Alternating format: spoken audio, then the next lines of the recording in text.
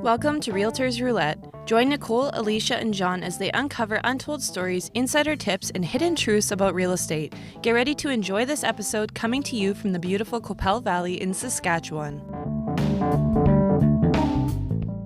Hey everyone, we're here today with Nichole, Elisha, and myself talking about the hot topic, and we get this question a lot, is I want to become a realtor. What do I need to do?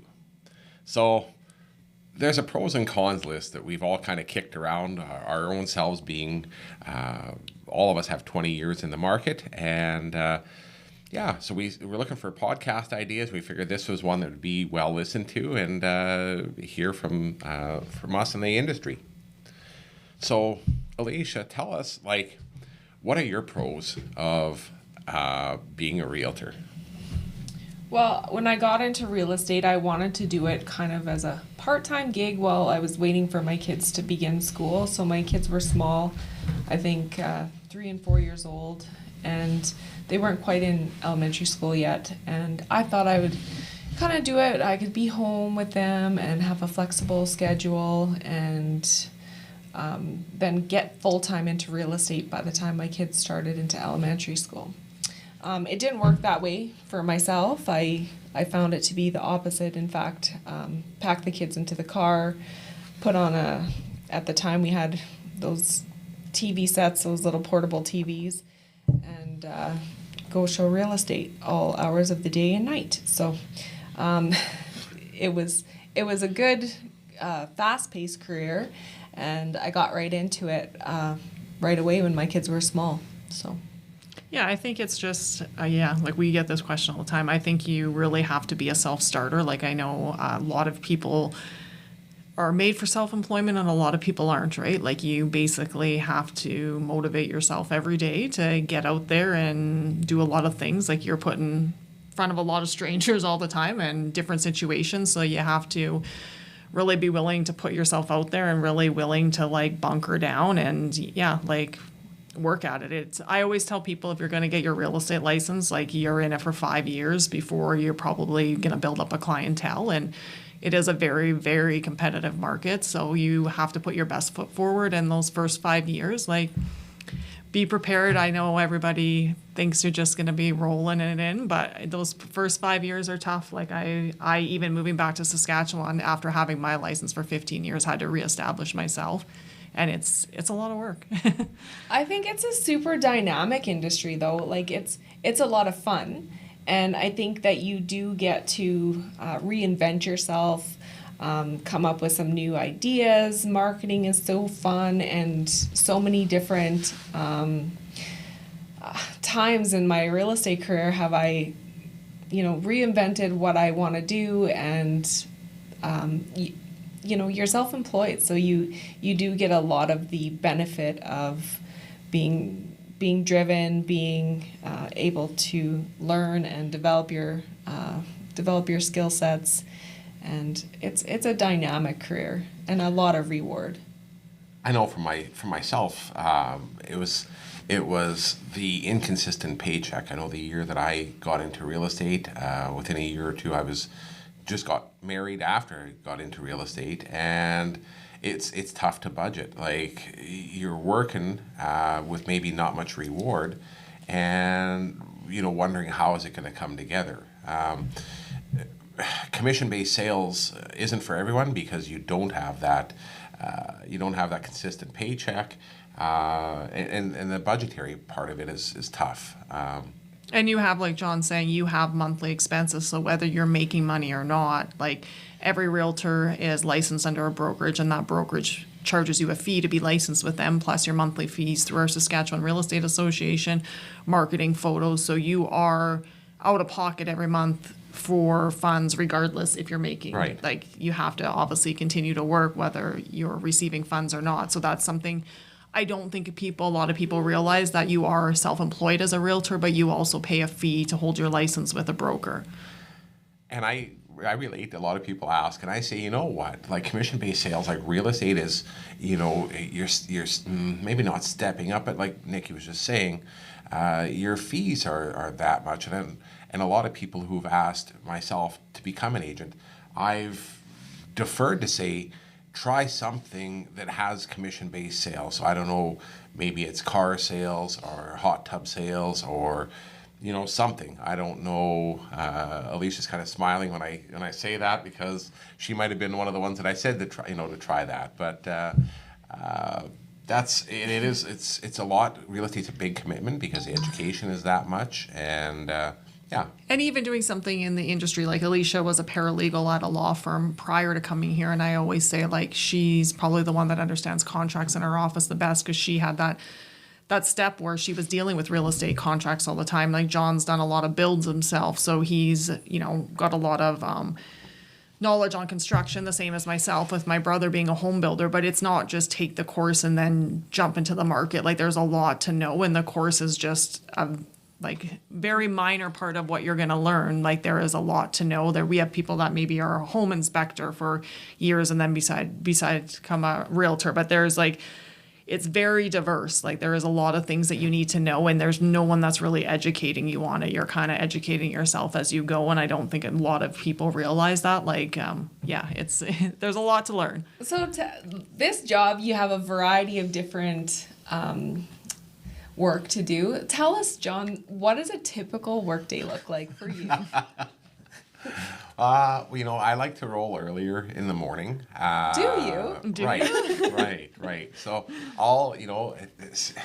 same thing. It's the routine of checking the emails, returning the texts, trying to get to the office, that 8:30, between 8 and 9, something like that, and try to structure your day. Ultimately, your day is going to dictate you. So you have appointments throughout your day, but your day is going to dictate where you're going to go. And that can change from 1 hour to the next. And that's right. Yeah. So, it's, don't prepare your day, hour by hour, because I think you'll get crushed. But if you say, hey, if we're going to go here, then we're going to go there, and you're fine with that, then you're fine with it. And wherever you have lunch that day, don't make lunch plans, because you never know if you're going to be in Regina, or you're going to be in Indian Head or Fort Capel. It's one of those things to let the day upon you. I know you guys structure your day a little bit differently, and Nikki, tell us what your typical day looks like. Well, I don't like to roll as early as John. I will roll later and any time of the day, but mornings are not my thing. So I start a little bit later in the day, but it's very, we have so many clients where you are evenings and weekends, because obviously a lot of people are working a 9-to-5 job. So that is a lot of your showing time is evenings and weekends. I think a lot of people, when you have kids, unfortunately, there's going to be a lot of things. I was just talking to somebody about this earlier on the phone. There's a lot of sacrifices you have to make. And I think that you need to understand if that's your personality type, right? Like John was saying, a lot of people can't handle not knowing what they're going to make from year to year. So if you're the kind of person that you want that regular paycheck, maybe real estate isn't what you want to do, because there is a lot of fluctuation. But you just, I think you have to be a person that can pep talk yourself every day. And we're lucky enough now that we have a team and we're working together as 3, but not every agent has that. So that gives us a little bit more flexibility, but that takes a lot of years to build up a team too. And that's a good segue. I wanted to kind of touch on each of our strengths. So Nichole, you're very accounting based, bookwork based. In a typical, you're the broker. So in a typical office style, what kind of your strengths that you take over for duties versus what John or I would do? Yeah, Alicia's kind of our tech person. She's the one that does all that stuff for us, including our marketing manager, Caitlin. And John's the one when we go to a house and there's 7 different peaks and this jet out and that jet out. Okay, John, you're coming today to measure because I can't draw this drawing. And yeah, like Elisha said, I do a lot of stuff just with our money management and stuff like that. So we all definitely have our strengths that help us as a team.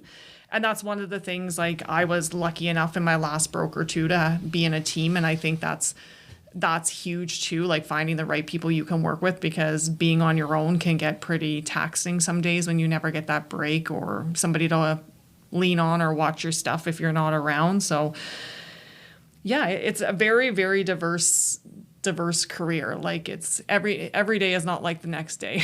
And 20 plus years of having my license and 2 brokerages that I've owned, I can say every day is a different day than the last. Elisha, you've come from a really big brokerage. And neither I nor Nichole have worked at a bigger brokerage where you've had, 10 or 15 or 20 people, 70 people maybe.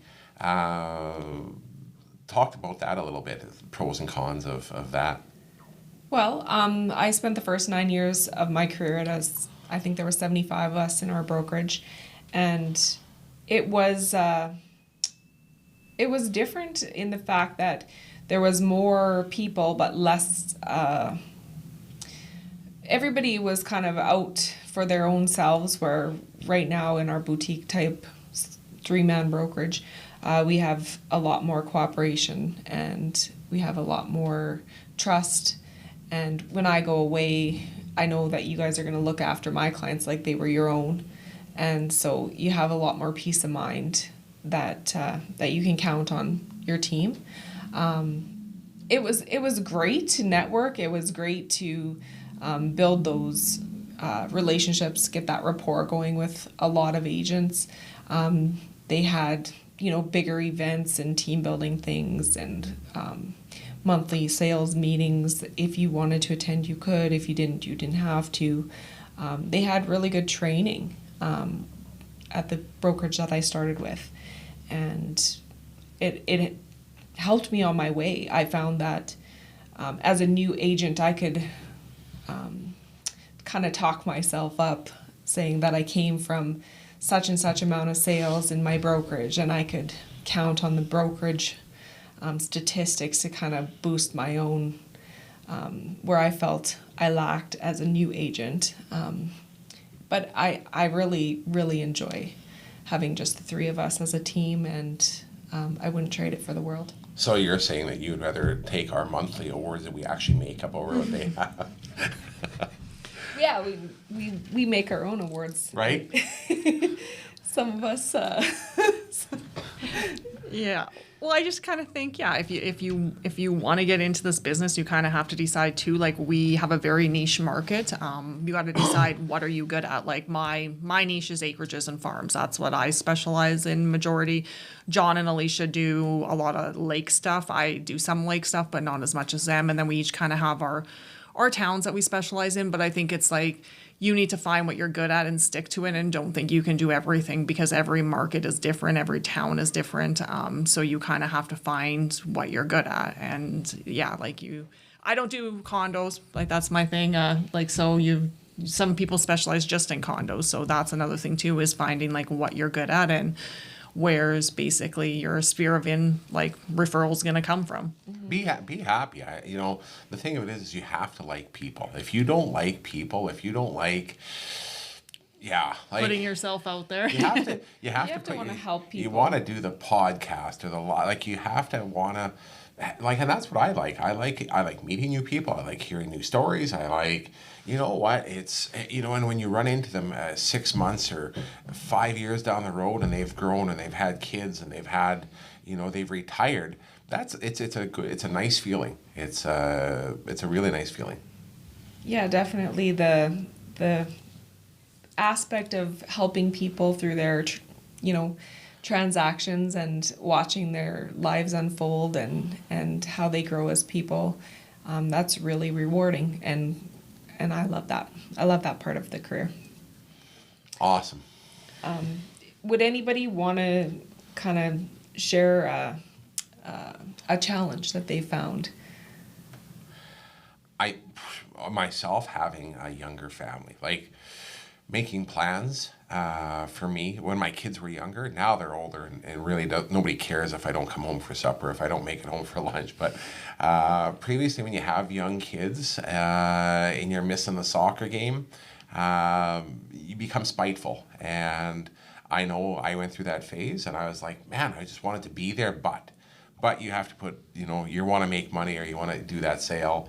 I think that was one of my, Yeah, I can agree with John. That definitely is. My kids are getting a little bit older. They're not graduated or anything yet, but that definitely is. There is some sacrifices with your family when it's busy, and you need to work. It's not.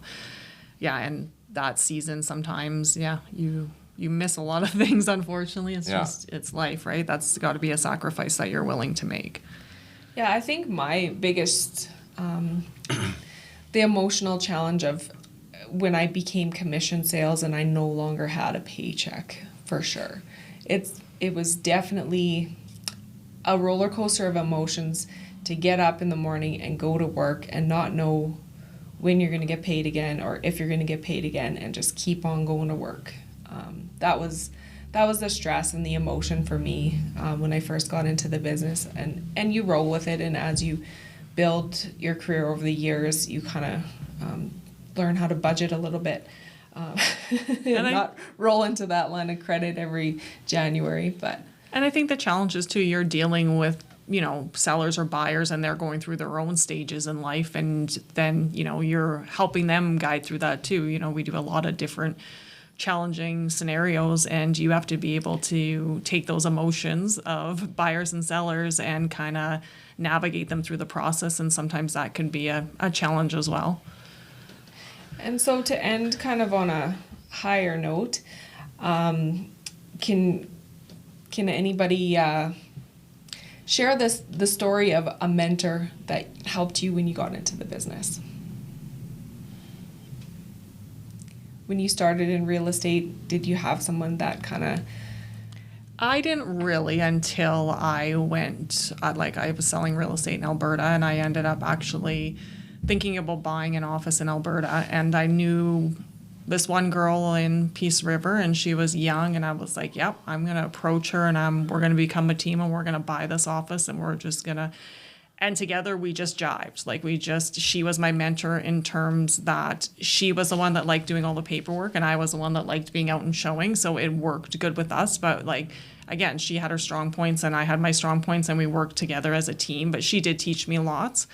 And then coming to this office, John used to own a real estate office as well. So there's lots of things that he's helped with me with as a broker. And like I said, Alicia's always had a one-up being a paralegal before, and she's taught me and John, I think, even stuff as a broker that maybe we didn't even know before. So it's just you're always learning new stuff, no matter how long you've been in this business.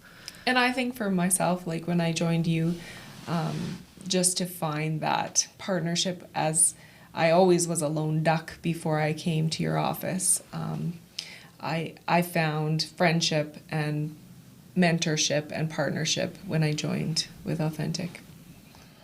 I agree. I think that this year, not to be sentimental or whatever, but the camaraderie. I think every day is diverse for us. We have ups and downs, but you know what? Tomorrow's a new day, and we're gonna figure it out. So I think that this year, I've been with you guys now this is our 5th year together, and it's one of my 5 best years of the 20 I've been in the business. So. And trust me, we still push each other's buttons. I can push John's on a regular basis whenever I want. He'll just walk away from me.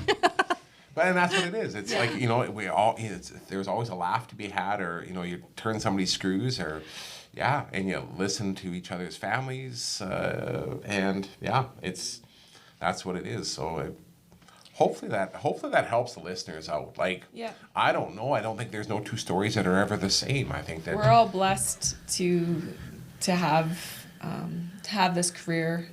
It's been so rewarding, and if you're thinking about getting into real estate, certainly reach out and